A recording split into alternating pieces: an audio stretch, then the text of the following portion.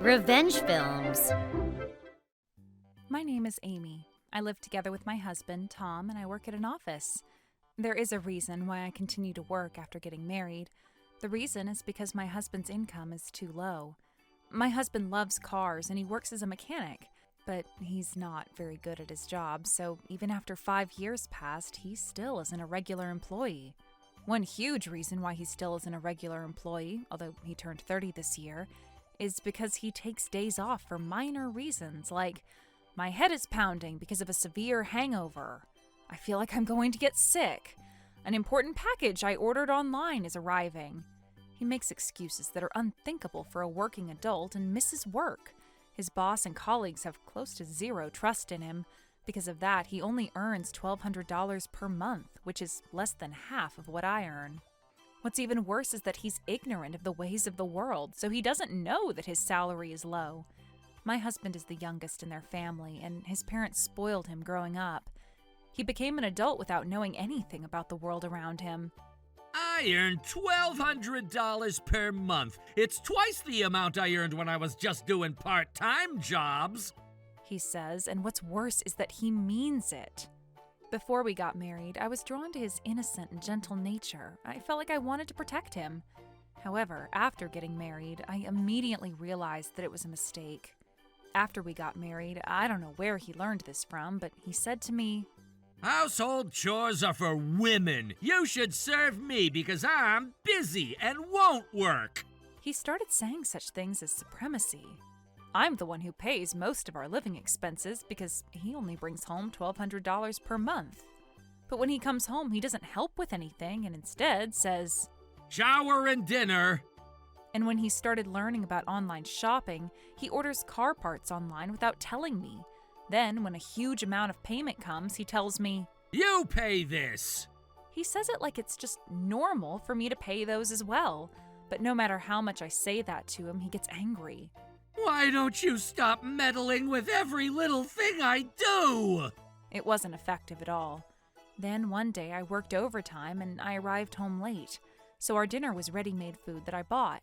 Are you aware that you're a bad wife for not prepping meals for dinner? Don't you think that as your husband I get embarrassed when you work until late in the evening?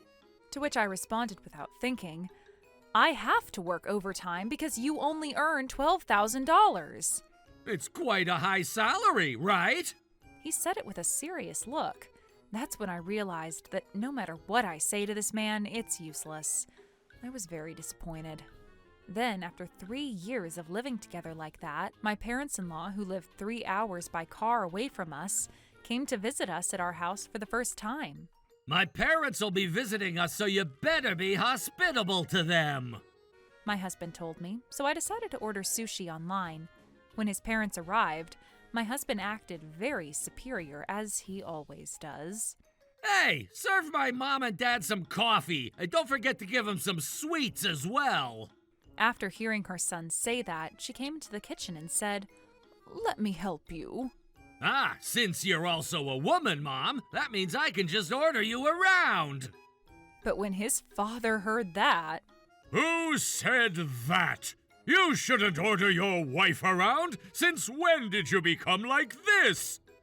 That's what I heard everyone say at work, that wives should devote themselves to their husbands. They said that they train their wives to not talk back to them, even when they order them around, my husband said.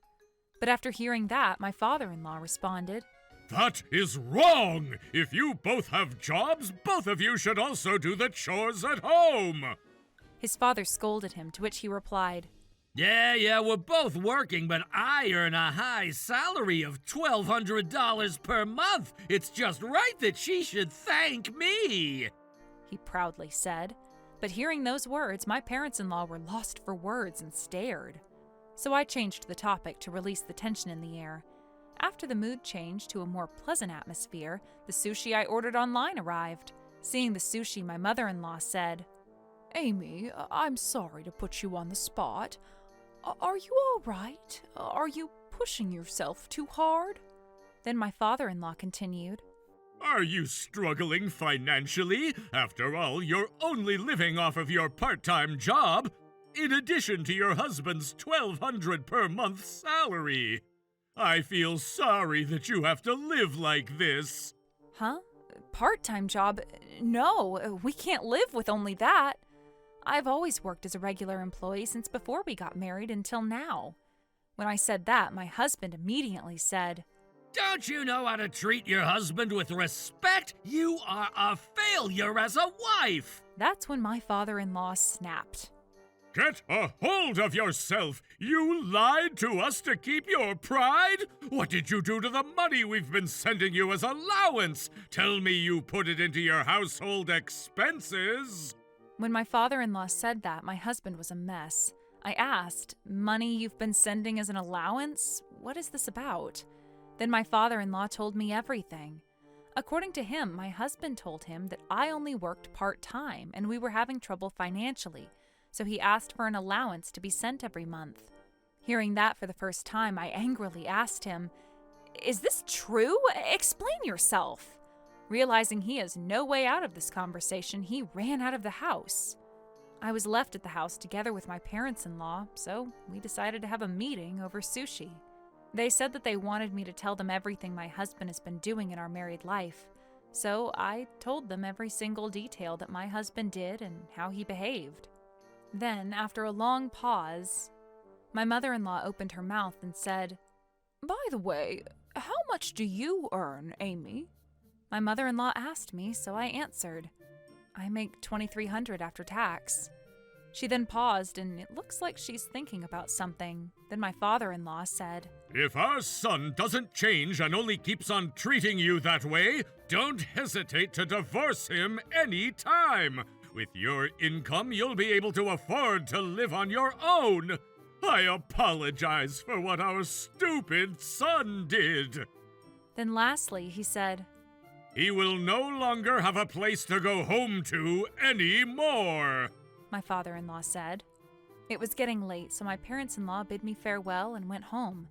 That's when my husband arrived. After opening the living room door with force, he shouted, How dare you embarrass me in front of my parents!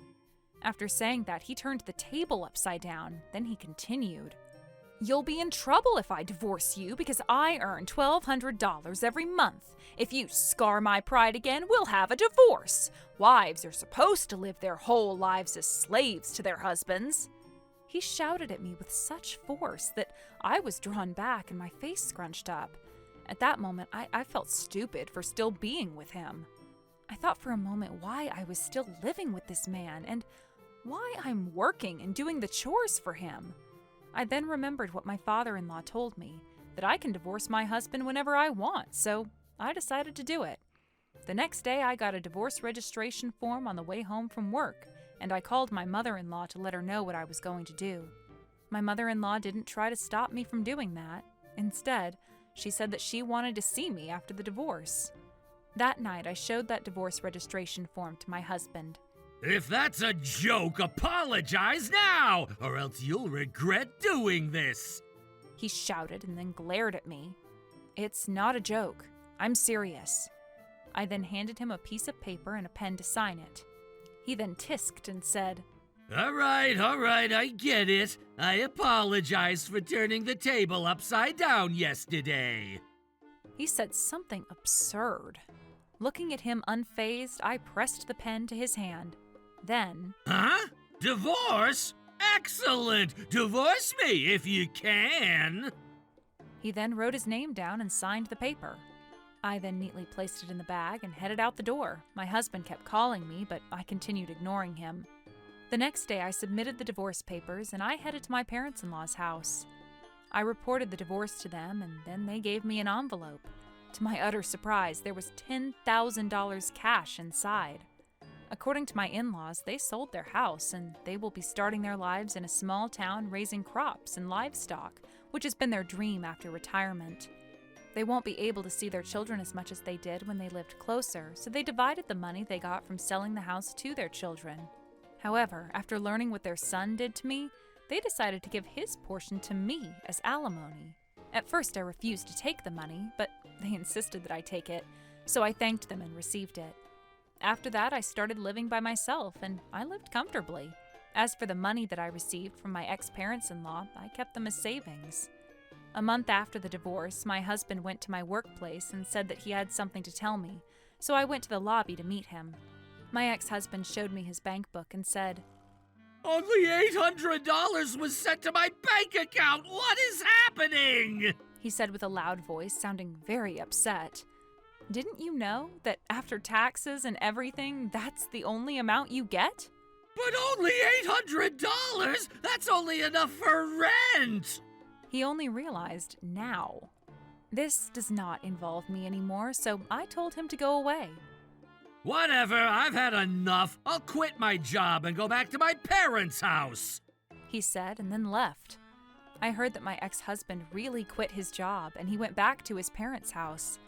But when he went there, a different family was already living in that house. He then called his parents to explain what happened, but they never answered his calls, so he ended up in the streets. I'm not sure what actually happened after that, but rumors say that he stayed at internet cafes while he did short-term part-time jobs to survive.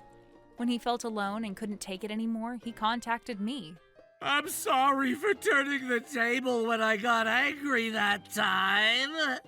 I received a message that didn't make sense to me, so of course I didn't reply to him.